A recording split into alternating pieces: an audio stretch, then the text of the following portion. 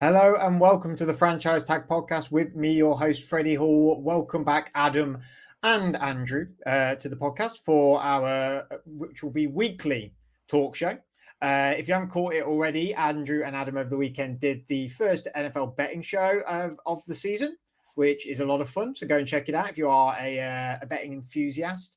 I'm not going to say like you're going to win loads, but these two do pretty okay. But as ever, bet responsibly, gamble responsibly. Make sure you check out the bets from our sponsor for the show, which is freebets.com. freebets.com. How dare you say we're not going to win loads? Yeah, we're amazing. Yeah. Usually do. I don't doubt it. I just don't want to build our listeners' hopes up and then they put like $1,000 on one of your bets and then that's just mental if you do that. Yeah, I mean, and then you cause chaos out of nowhere. And what we're not hoping for is a lot of chaos. And we're not hoping for a chaotic season either. We're hoping for a fun season, an enjoyable one, especially here over the Franchise Tag Podcast. Thank you guys for watching our deep dive videos that we did throughout August. They were a lot of fun to do, and hopefully you enjoyed the ones about your teams.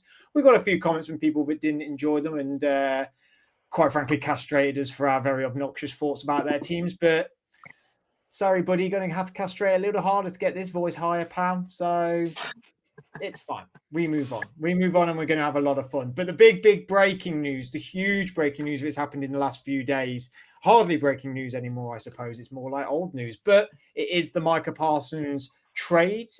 He's been traded from the Dallas Cowboys to the Green Bay Packers. It took 2 first-round picks and Kenny Clark from the Green Bay Packers to the Dallas Cowboys for Parsons to move over. He's also been extended as well. He has a new 4-year, $188 million contract. That is $47 a year, making him the highest non-quarterback in the NFL. And of course, we have to go straight to our Green Bay Packer aficionado, Adam, because, I mean, you guys don't do this sort of thing. What the hell, man? No. Very weird, isn't it? It's horrible, actually. I don't like it. I'm not used to this sort of behaviour from our organisation. But yeah, I mean, it's all in. Is where we are, and that's what it's all about. But yeah, I mean, to see, it's really funny because we spend a lot of first round draft picks on the defense, but we don't go and do this and sort of like trade them away. But historically, obviously, we kind of did a similar thing before. Like, I mean, well, no, not really the trade, but we've had these guys come in before, like Reggie White, which was huge for us, obviously, and it's the obvious comparison that's being thrown around. But yeah, I mean, it's very exciting times because I think it elevates the team just so much further than what it was before, and I think that's the really important thing. And personally, I thought we were going to struggle a little bit in the division. I thought we would come second, was where I had us predicted, and when we did our prediction videos, that's where I had us. But I think now it's very difficult to kind of, that Aiden Hutchinson was the big thing, wasn't it, for the Lions on that side of the ball, and now we've got our own version of that to a certain extent, and so it's really, really difficult to sort of come out and go who's going to win it, but it feels like it's definitely going to be between them two now. I mean, Andrew, I bet if you were with Mike Parsons, you would not have packed his bag quick enough, being the Giants fan that you are. As soon as, wait, they're going to trade Micah Parsons out of my division? Oh, yeah, more than fine. Get him out of here. Send him up north. He don't have to be our problem anymore. I mean, blockbuster. It's sort of why we watch. It's a big part of why I watch NFL, isn't it? Is these sort of blockbuster things that happened. I mean, 52.5 sacks in 4 years, 63 tackles for loss, 112 quarterback hits, 4-time Pro Bowler. I mean, like, that's a stud. I mean, they did lose Kenny Clark, who has been, like, really incredible. I mean, one of the best nose tackles, if not maybe second, third, behind, like, Dexter Lawrence for you guys. But you're going to be... Adam's pretty happy. We don't see him happy very often, and he seems pretty damn pleased.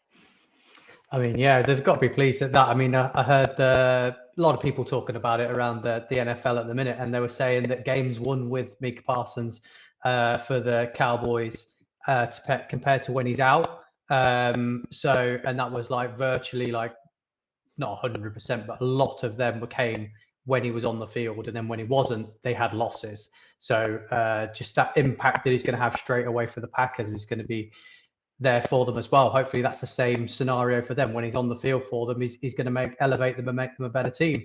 I thought they've done really, really well, bringing in a lot of really good youngsters on that side of the ball, which is giving them this chance to go out and get a veteran and spend some money on it, because they're not quite spending what Quire Walker, Endering Cooper, Devonta Wyatt in the middle. They're not being paid big bucks yet. So you've and they all look really, really solid. I don't think Van Ness has quite worked out the way expected, but yeah, it means you can go out and buy someone like this, and hopefully it's instant impact, like we said, and instant wins come from him playing, as the stats prove. Yeah, I mean, it's so fun when things like this happen, and it's so funny because we were talking about it in our deep dive, weren't we, Adam? But like, and you were like, well, this is what they do now. They sit out, they get angry, and then they just eventually resign. And I think obviously you never thought he was going to get traded to the Packers, but you also, I don't think, ever thought he was going to get traded full stop. And like, I mean, it just makes more of a head scratch of what these Dallas Cowboys are doing. I mean, what a dumbass thing to say by Jerry Jones. As soon as he does, he goes, we can do a lot with these 2 first-round picks. We can go out and get ourselves maybe, a Pro Bowl style player. You've just traded away a Pro Bowl style player. Like, what are you doing here, man? Like, what are we talking about here? Like, the dude's nuts.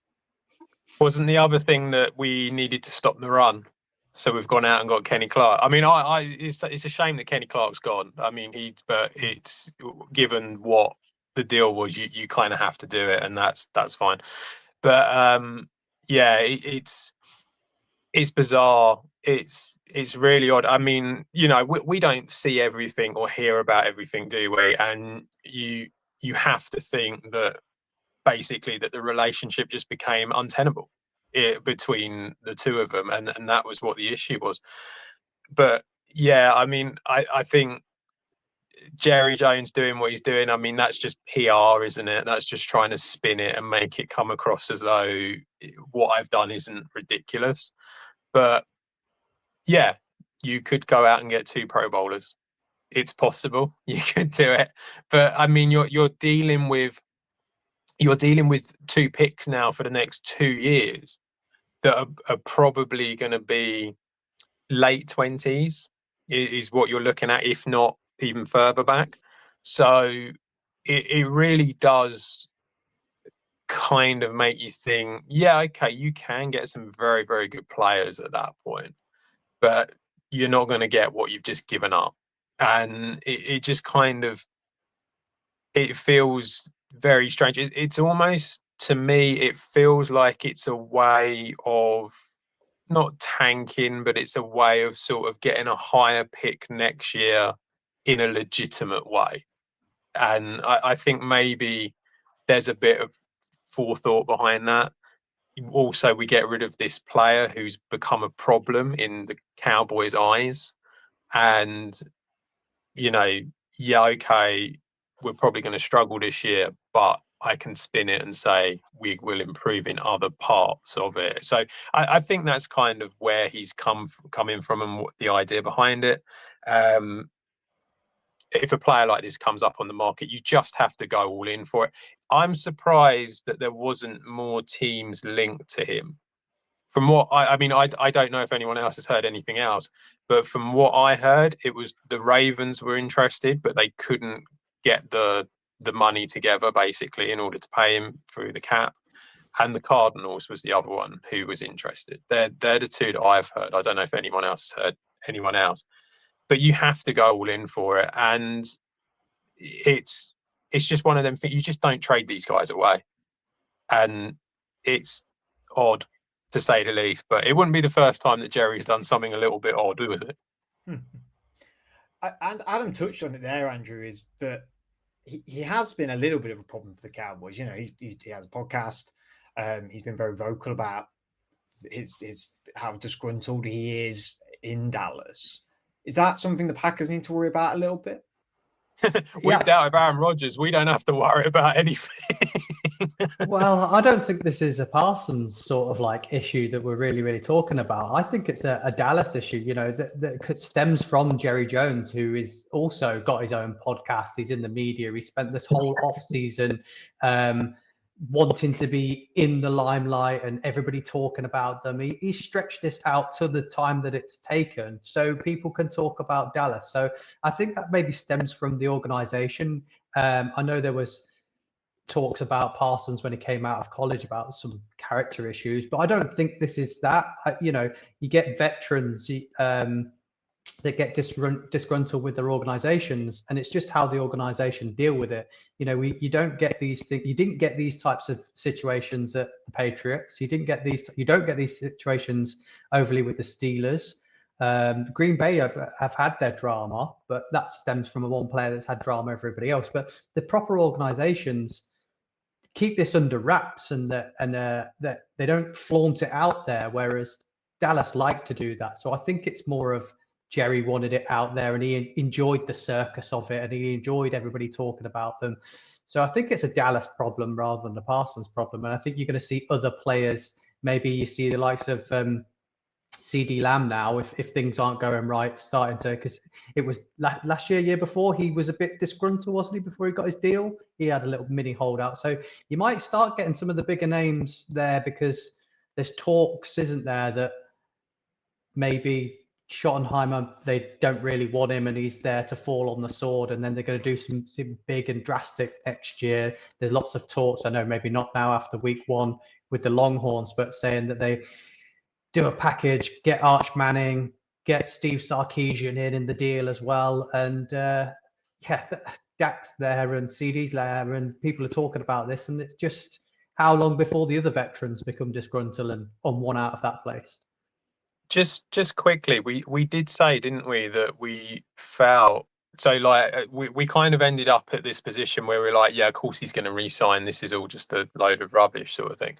But quite early on, when this was before CD re-signed, we were a little bit like, they're not going to be able to afford to re-sign all 3 guys. And that was something that we did come out and say quite a lot. I think it just reached the point that because they went so far into that it just kind of felt like, well, obviously they're going to, but you know, they could have done it.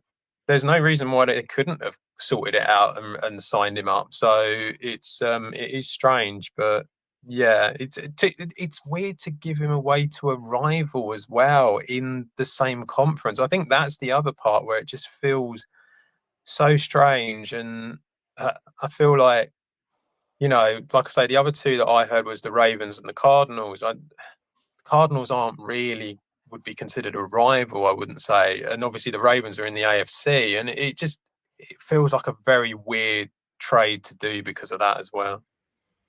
Jeez, Micah come to the AFC North. Oh, God. Ravens are going to beat the Steelers anyway, let alone having Micah Parsons on their team as well. It does mean, though, that obviously the first game, the opening game, 1:20 on UK time, the Dallas Cowboys against the Philadelphia Eagles, coming this Thursday, sorry. I mean, the Cowboys lost both times playing the Eagles last year, and they only scored 6 and 7 against them.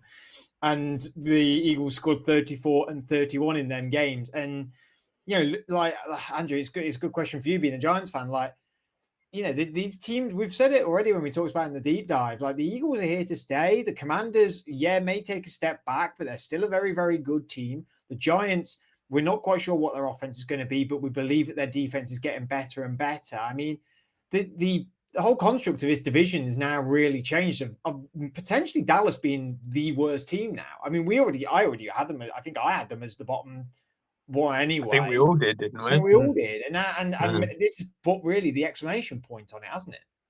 Yeah, it does feel like every one of those organizations has taken a step forward, apart from the Cowboys, which have seemed to have taken 2 steps backwards. But I feel like this has been coming for a couple of years. I think the last 2 years I've said, I think the Cowboys are maybe going to have a bit of a drop off, maybe take a step back, but they've managed to maintain that with McCarthy. But I think this is definitely the year that they do take a step back. And like, as you say, I think the Giants have been very positive, and everything that they've done in the offseason will take a step forward. And the other two are, especially the Eagles, are just miles ahead. If you look at their roster, top to bottom, and depth as well for the players coming on, they're just going to overpower this Dallas team. So yeah, definitely signs to be worried about if you're a Dallas fan. Well, there's certainly going to be a lot to talk about the Dallas Cowboys moving forward, but we will be back after a word from our sponsor with our bold takes that we have for the 2025-2026 season. Have you ever dreamed of managing your favorite pro football team? Do you watch your team and think the GM got it wrong again? Do you think you could do better? Here's your chance to prove it. Introducing Ultra GM, a revolutionary new take on fantasy football that makes you the general manager of your favorite team. Start with the team's full roster and build it through the draft, free agency, trades, and even the practice squad to create your ideal team. No fantasy football platform or GM simulator has ever provided the degree of realism and engagement that Ultra GM offers. And none has ever given you the opportunity to manage a team that you love and care for most. Compete against family, friends, and even your team's real GM to see who is the Ultra GM. You think you can do better than your team's GM? Visit ultragm.com to prove it. Right, on to our bold takes. As we approach very, very soon the season beginning, we've gone away and we've got our own little bold takes that we've sort of thought about that could potentially happen or potentially happen because of what happens in this season. They are a bit weird and wonderful, but we're a weird and wonderful sort of bunch, you know what I'm saying? So, Adam, I'm going to let you take it away. What's your bold take for the 2025 NFL season? So this isn't a bold take that might happen. This is a bold take that's gonna happen. That's the whole point of this sort of thing. The LA Rams are going to win the Super Bowl, and Jared Verse is going to be the Defensive Player of the Year. Come at me. What's wrong? I can't hate it. Well, You don't?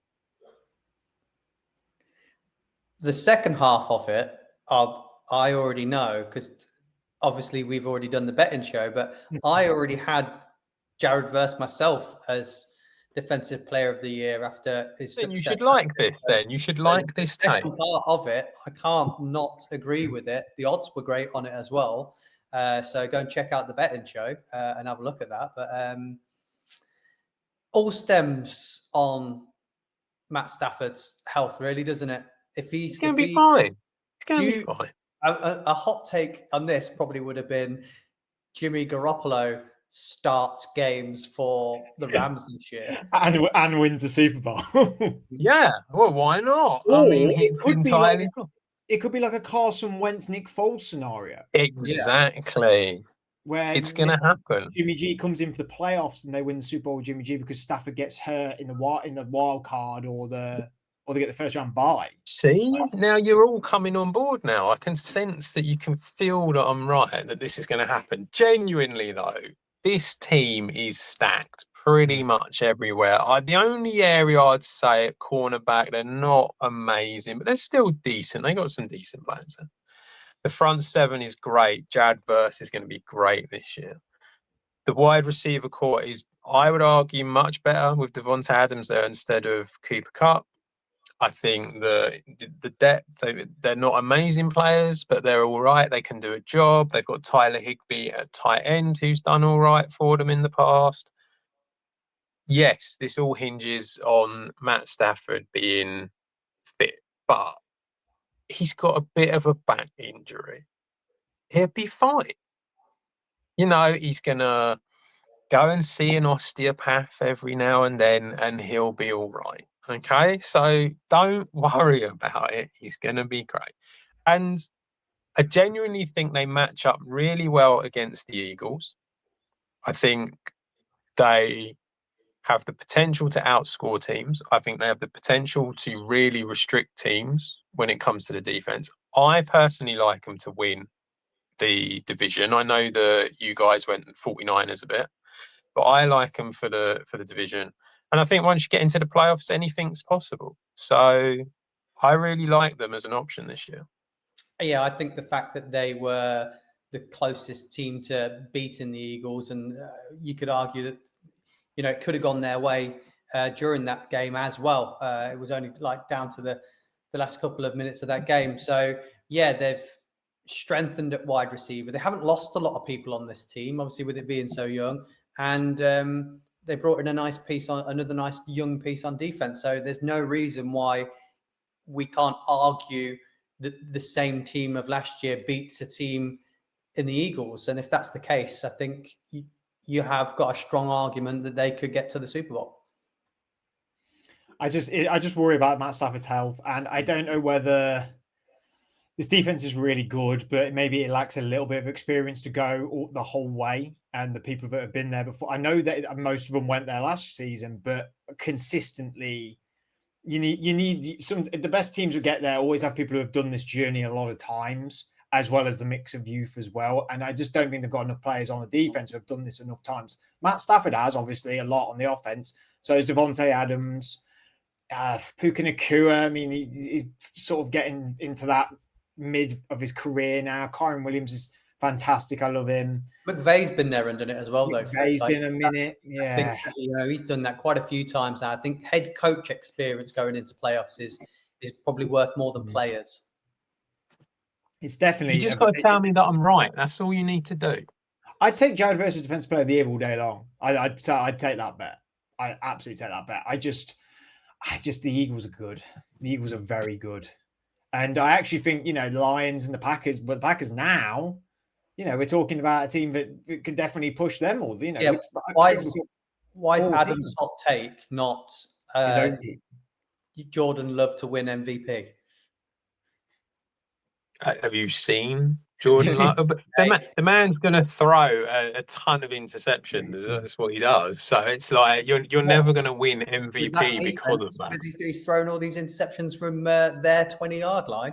That's no. He just keep doing it just for a laugh. He's going to be chucking them left, right, and centre just for a giggle. You know what he's like. All right, Andrew, what are you bringing? What's your hot take then? What's your bold take? Well, Adam and I obviously went over the betting odds, and I found it very bizarre that the Colts haven't had a massive drop-off in where people are expecting them to be. I think they were the second favourites to be the top two in the division when we looked at it. And I just think what I've seen from Daniel Jones being a Giants fan over the years, that does not go well for you. I think they've had some issues on that team over the last couple of years in terms of consistency, and putting Daniel Jones in at quarterback is going to lead to more inconsistency. So you're relying heavily on Jonathan Taylor. So I think the season starts badly. They get off to a bit of a stinker. It maybe only get two wins in the first sort of, see them being at like 5-2 maybe, and then going, this isn't going to work. Let's look to next year. We need a new quarterback. There's loads in the draft. Let's completely throw in the towel. And I see them trading Jonathan Taylor as part of this. And I can see the Cowboys with their new picks that we've just spoke about them getting, maybe acquiring Jonathan Taylor from them. But that's going to be a big loss for the Colts if they do let him go. When the trade deadline's week 8, right? Yeah. The week 8. So the 31st, is it? October 31st. So yeah, it's just after week 8. So we've done this in our deep dives, but we'll go through it for people obviously who haven't watched that. Obviously, go and watch it if you haven't. But they play Miami, they host Miami, host Denver, they're at Tennessee, at the Rams, host Vegas, host Arizona, at the Chargers, host Tennessee, and that's week 8's Tennessee. I think they win. Feels like they're going to games. Yeah, 2-3 games. Really? Only 2? I think they beat Miami, and I think they beat Tennessee once. Okay. I think Arizona beats them. That would be the one. I think Vegas definitely beats them. I think Miami beats them. Do you think Miami beats them, really? Hosting them? I just can't see them being able to move the ball down the field consistently enough. But And Miami is bad. Start well and then fade off, don't they? Yeah, I suppose. I don't know. I just Tennessee Yeah. is going to be the game if they, you know, if that's Yeah, that's the, to me that felt like a relatively not an easy schedule, but that felt like a schedule where they could get themselves 3 wins there. And I don't know if you'd start trading away your players at 3 and 5. at 3, but then if you're looking around, I don't know, if you look around the division, they I are don't desperate know. for a quarterback next year, though.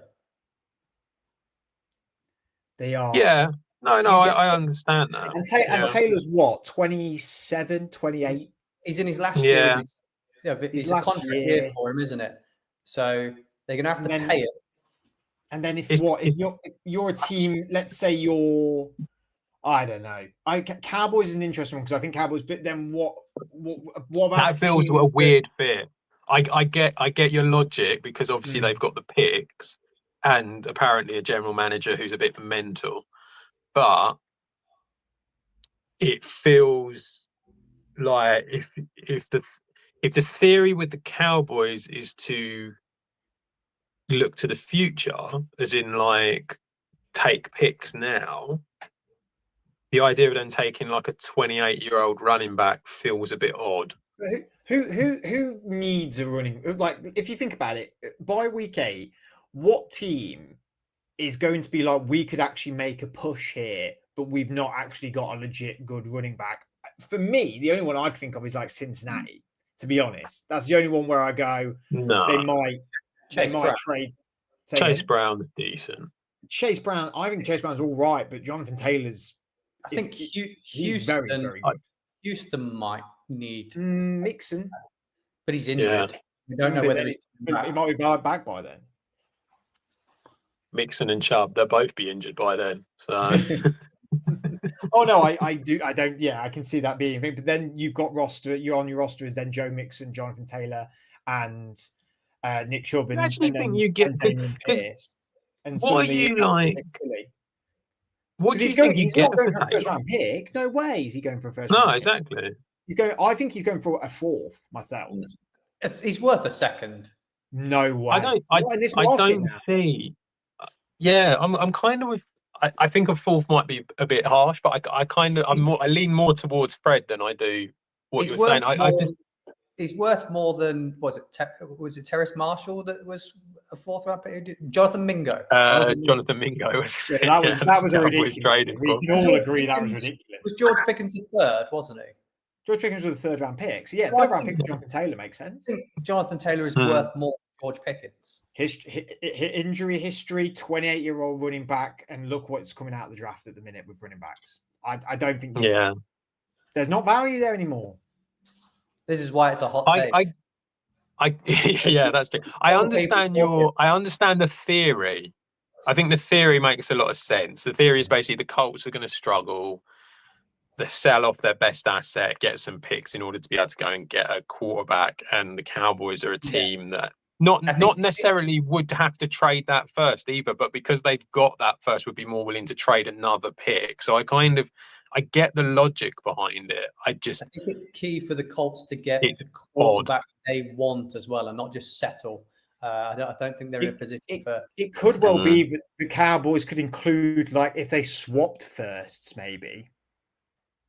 So that then that could be something that they might do with Taylor involved, but well, no, because they're both going to be right next to each other, aren't they? They might not. They might not at that point. If Dallas are then getting Taylor, I don't know. I think they might be quite. I think Dallas it might be delusional enough to be like, now we can still win this. Let's get a running back. Give me one. Yeah, I don't know. My problem is I forget every NFL team. And I need them all in front of me to then go, right, not that one, not that one, not that one. Because there's got to be a logical way of looking at this, isn't there? Really. So Miami won't, Patriots don't, Bills won't, Jets won't, Ravens won't, Browns could, but they wouldn't. There's no point really. Steelers wouldn't. I think Bengals would on a 1-year push for the Super Bowl. I think they would. Can you imagine if the Bengals had that much money in their offense and then put Taylor in it as well? It'd be good for a year. What's it? He's won 1 year. He's won 1 year. Yeah, that would be insane. But they could trade a third, bring him in. We're going on a Super Bowl run, and then they've got Chase Brown and Jonathan Taylor. I mean, that I think it makes a lot of sense for me personally. Titans won't. Texans could, but you guys believe they would, but I don't think they wouldn't. I don't think they would. Titans, I don't think they No, would. there's no point. Not for a push. It's a waste of a pick. It's a waste of giving up a pick. Actually, you know who could? Commanders. Yeah. That's actually because they could go. We're going. This is a good push for us. They've just traded away Brian Robinson. They've only got Austin Eckler, and then they've got the young lad who they drafted, who we don't really know what's going to. He could hit or he could be terrible. We don't really know, do we? And that's about all I've got really. For like teams who I think would be like going, we actually can make a really good run here. Seattle, when Ken Walker goes down inevitably. Yeah, when he gets injured eventually. The Vikings. Yeah. Yeah, that's a shout. Yeah. Aaron Jones getting a bit old and Jordan Mason's backing up, and they're different types of Yeah. running back, aren't they, as well? I suppose, Taylor's more than thumper, isn't he? Got to do something in that It's a division hot now. take. It's not happening. Yeah. Don't worry.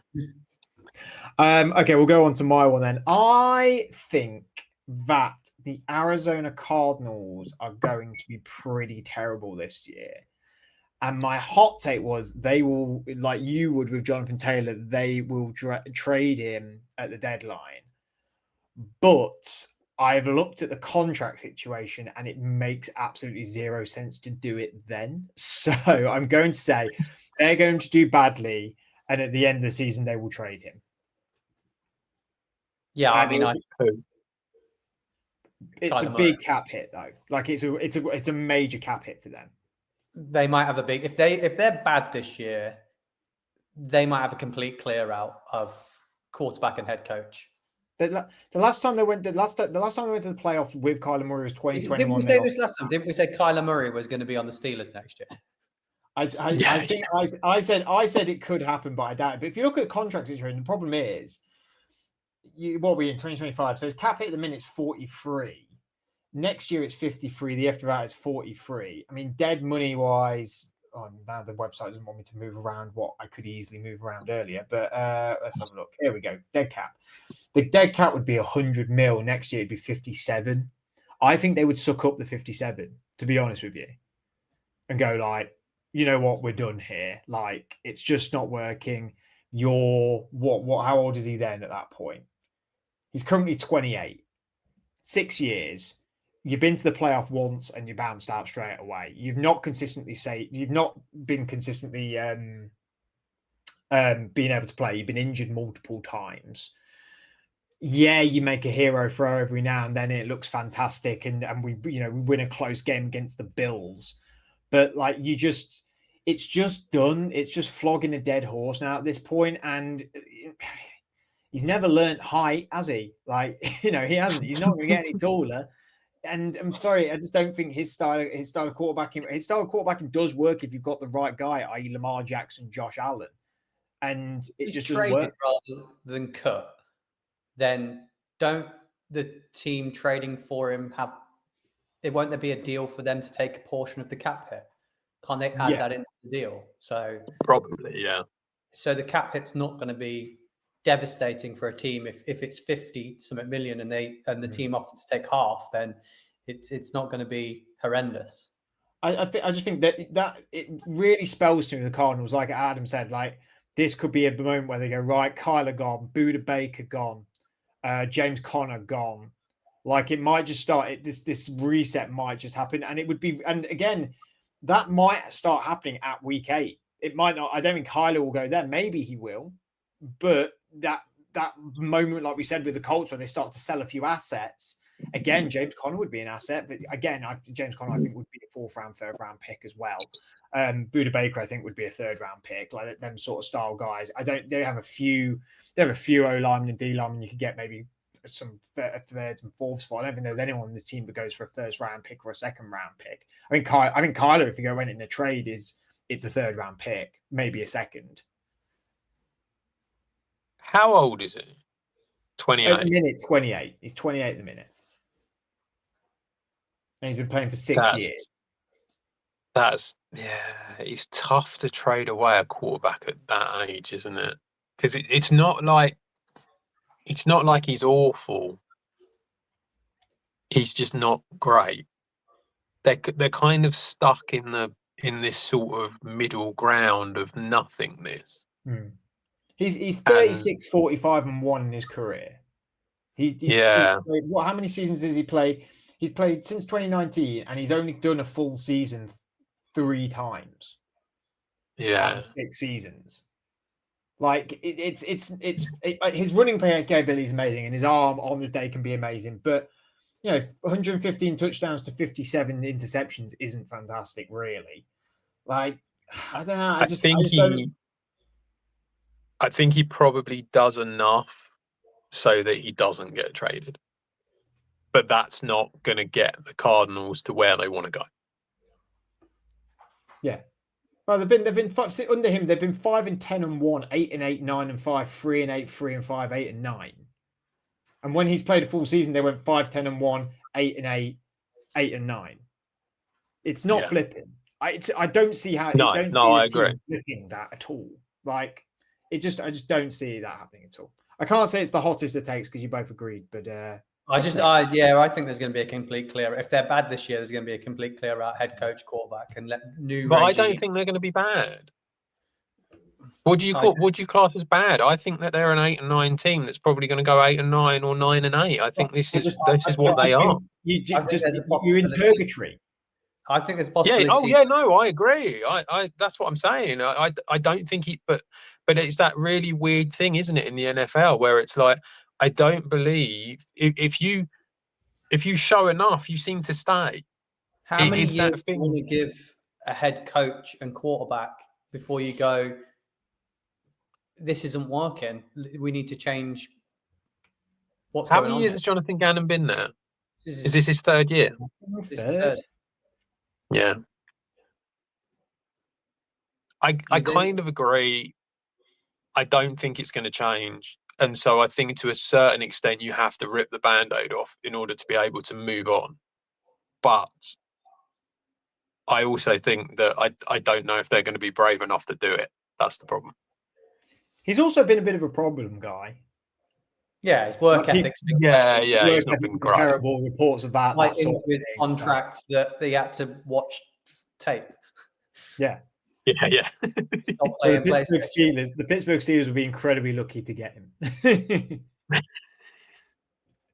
Right, on to our next subject, and we're going to be looking at, unfortunately, it does happen every season, but a couple of coaches may be on the hot seat very early, very, very early, or maybe on the hot seat throughout the whole season, or might not even be at the team for the whole season. So we've got 3 coaches that we're going to talk about who we think are definitely going to be on the hot seat at some point, or maybe even gone within this season. I'm going to start to begin with, as we sort of did this a similar style thing with our bold takes just in the segment before. I'm going to go with the Cincinnati Bengals coach, Zach Taylor. I think he's been quite lucky so far that he's not been talked about more on the hot seat. It was all on the defensive coordinator, it felt like last season on was it Lou Anarumo? And he didn't really get any flack for it. And I'm sorry, the guy's not been that great for the Cincinnati Bengals. I think he has Joe Burrow.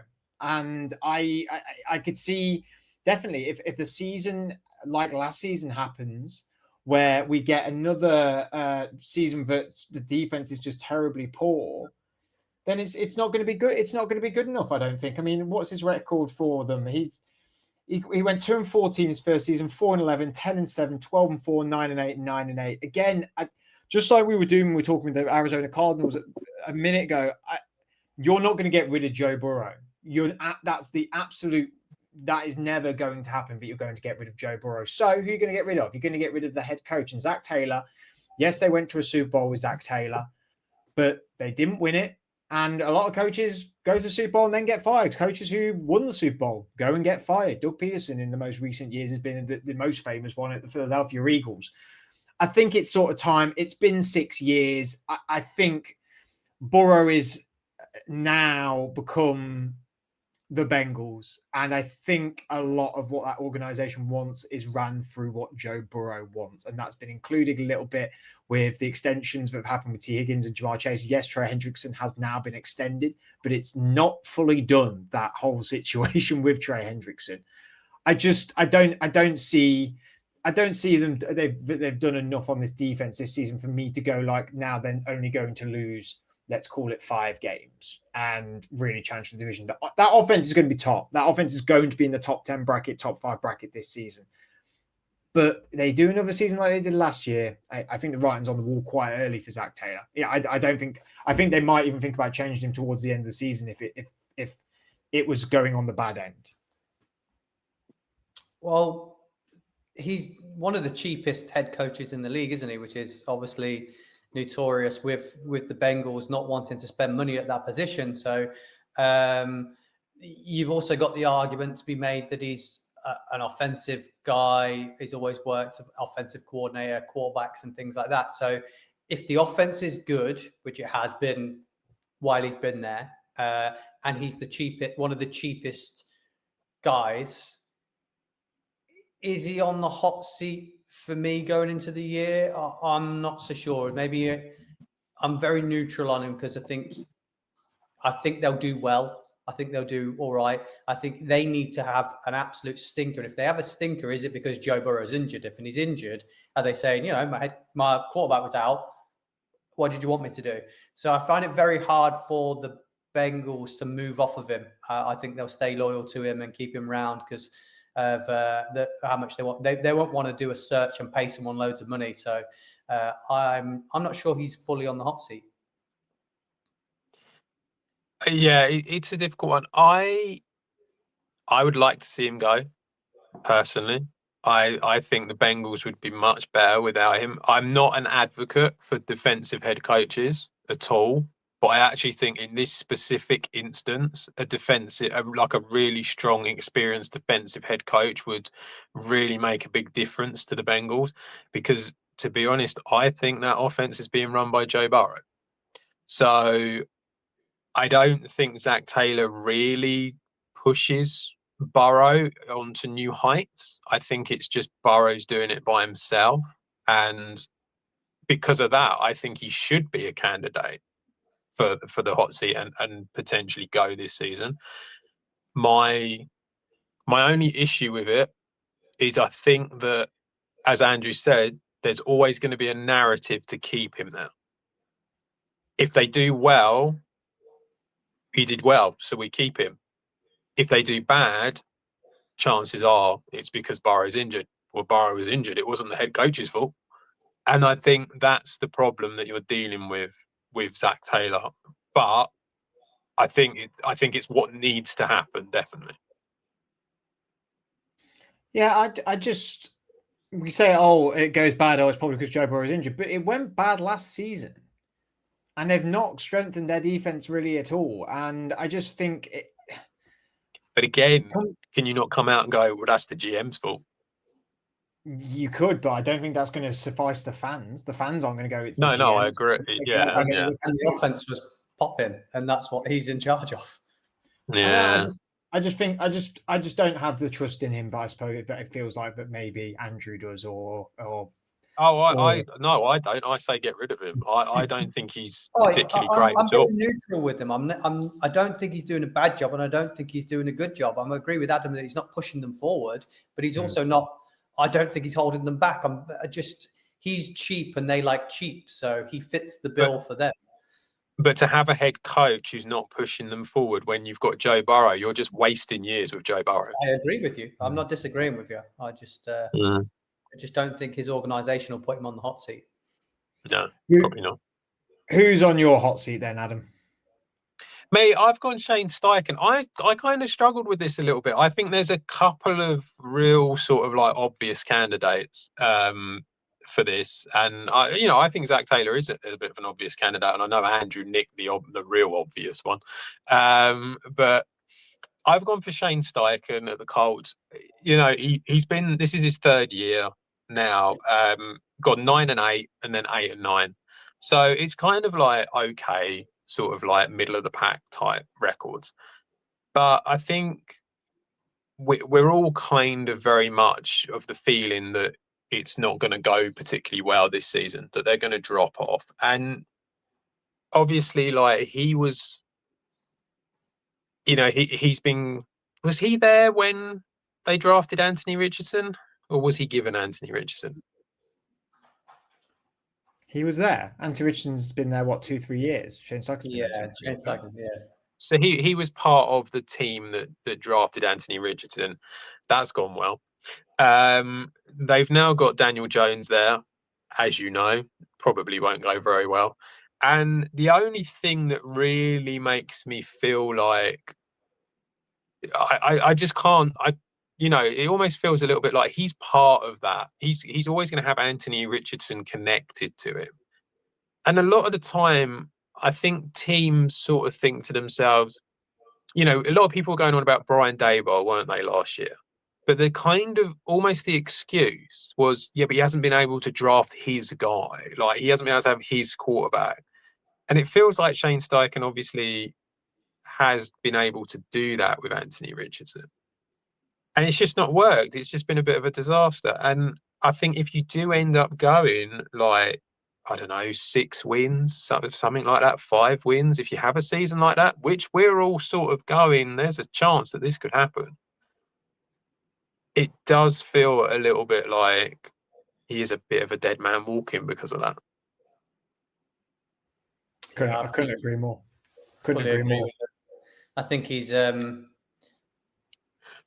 thank you very much. I do like it when you agree with me. I mean, that is the idea. Took a swing for the fences. It's not paid off. And I do think he's actually a very good coach. I rate him as a coach, but you've seen what he's done when guys have been out and he's had to bring in other quarterbacks to fill in at that position. And he's had success with his backups. And that just shows you how good he is. But he took a swing, he missed, and I think they're going to be bad again this year. And unfortunately, that is enough for you to get fired, isn't it? I don't think it's enough just for him to be fired. I think it should be the organization stripped back. Chris Ballard, the GM, right? Yeah, he's been there a long time. He's got to go then. I think Steichen's got to go. They've got new ownership now, haven't they? With the daughter taking over. So she might want to stamp her, like, not authority, but like her vision on the team and say, look, this is what we are now. This is what I want to do more moving forward. So yeah, you could see a big clear out there, And it's not like when I talk about organization as a whole, it's not like they've just got bad recently. There's been no plan for what feels like years since Andrew Luck. Since Andrew Luck, which isn't Shane Steichen's fault, admittedly. Philip Rivers, Carson Wentz, Matthew Ryan, Gardner Minshew. It's just been patching it up. Yeah, it's just been patching it. And the only thing you could say about Steichen is, admittedly, his first year with the team, Richardson does get injured, and and that was that sort of thing. So, but I think he's probably one of them that he's a great coordinator. I'm not sure he's a head coach, and I think that might be where he might be out of the job at the Colts, but I'm not sure if he'll be out of the job for long. I can imagine he might get picked up by somewhere quite quickly to be a coordinator. So, yeah, I could see that happening for sure. Andrew, what's your hot take? Well, apparently your obvious. I stole the easy one. I got in there first, and that's Mike McDaniel. Obvious reasons. The vets have all been. I had trouble with Ohio the other day, so got these easy words out. They've all been, late for training, asking for trades. It doesn't seem, he was supposed to be this offensive wonder kid that was supposed to turn them into the next sort of Rams 49ers sort of style team, and they just haven't really lived up to the hype. I find him to be very odd and quirky in front of the media. I think he's trying to be the player's mate rather than the head coach. And I think his time there as well, I had a quick look at it. I know he's not in charge of drafting the players, but he has some say-so. And the time he's been there, 22, 23, 24, the 22 and 23 drafts, None of the players are even on the team apart from Acham. They're all gone. Obviously, last year's are, and it was slightly better, but he's got to have some say-so in who he wants in his team. They've got to have listened to him, and I don't think they've done well there. They had a joint practice in this offseason with Detroit, and the reporters from that literally slammed the Dolphins, saying it was the most lopsided joint practice they've ever seen. So there's not much positive coming out of there. They've got Tua on that sort of that big deal as well, and I just think something's not quite right with him coaching the Dolphins. I think it doesn't seem to be consistent through the year. There's ups and downs. There doesn't seem to be a direction for me with players they let go, players they bring in. So for me, he's on the hot seat for me going into week 1. If they don't start off well and continue that, I think if they don't get to the playoffs, which I can't see them getting to, it's a fail for him because this team has been to the playoffs and then it's just dropped off. So to not continue to go to the playoffs and push on and look for a Super Bowl, it's a fail for me for him already. I don't know how you guys feel about that. I sort of said this when we talked about Miami within the deep dives. Quirky and fun only gets you so far in the NFL. If you're not very good and suddenly the quirky and fun turns into weird and odd and strange turns of phrases, you start to lose the support of fans, the people, the media very, very quickly. I mean, what he said, that comment like a couple of weeks ago where it was like, oh, well, we're not dead today, so that's good. Like, okay, like, last year when when you were winning games, you can make them sort of comments and people would be like, oh, like he's just that quirky, he just says crazy things, doesn't he? But yeah, well, he wins 12 games, that's great. But when you're a bad team and people think you're going to be a bad team, you probably need a little bit more composure and being a bit more straight talking than making silly comments, really, and especially them sort of comments, which I don't advocate at all. It only takes you so far. I completely agree. He's probably the coach that is on the hot seat before it even starts. And that's saying something. I mean, Kevin Stefanski we don't think they're going to win any games because they've not got a quarterback. And he's not even been talked about being on the hot seat, I don't think. And yet Mike McDaniel has a quarterback who's fairly or competent. I just think this experiment, this fun, weird experiment in Miami is just the wheels have fell off it now a little bit. And they don't really know what they're doing anymore, and they got rid of a guy who they felt was too stern in Brian Flores, and it's gone flipped the other way. And I'm not saying Brian Flores did any better than Mike McDaniels did, but yeah, Mike McDaniels feels like he's lost the locker room, though, doesn't he? Like players got no respect for him. You need an adult. You need an adult in your locker room, and that's within your coach, and that's within your key leaders within your team. They have neither. Yeah, it does feel a very, very strange situation at the moment in Miami, and that it's only going to end one way. And that's probably with him out the door and the team with a very high draft pick, I would have thought, next year. Because there's just been so much sort of kind of non-football stuff going on, and it's like, you've had all the trouble that you've had with Tyreek, and now just today when we're recording this, they come out and they announce the team captains, and Tyreek's not a team captain, and we all know what's going to happen now. He's going to get on his phone and start tweeting out stuff, and it feels like there's nobody there to tell him no. And that's kind of how it comes across. Like the real comment, which I think is the biggest indictment of McDaniel, is the fact that it comes across as though he does want to be their friend. And I think that is the real big issue here, because at the end of the day, that's not what you're there for. You're there to be a head coach. You're there to basically tell them what to do and be able to give them a bollocking if you need to. And I think that that's something that it's probably been lacking in Miami over the last few years. And I think it's just a matter of time before he goes. I don't know if he makes the end of this season, because I think they're probably going to struggle. If Tua goes down injured again, which is entirely plausible, then they've got Zach Wilson, is it, as their Zach quarterback? Manures, Yeah. I mean, I can't imagine you're going to suddenly become more successful by having Zach Wilson out there compared to Tua.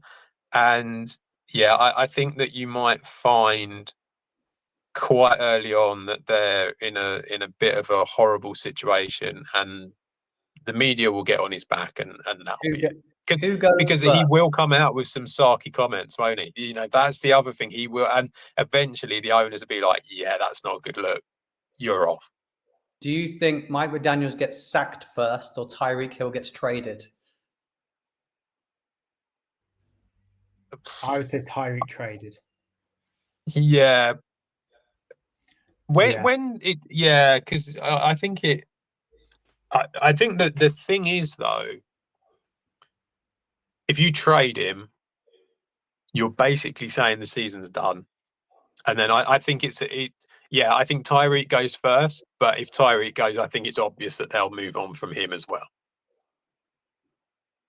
Could be a double trade. Maybe they trade Tyreek and him to a team. To the same place. That would be interesting. Tyreek's not going with him. That would be pretty wild. Right, we'll take a little look at our last segment, and that is just looking at a few of the games from week one. We're not going to go into detail on any given one just because there's so many going on. We've gone through it a little bit, but the first game, like we said earlier, 20 past 1 Thursday into Friday. That's the Philadelphia Eagles playing the Dallas Cowboys.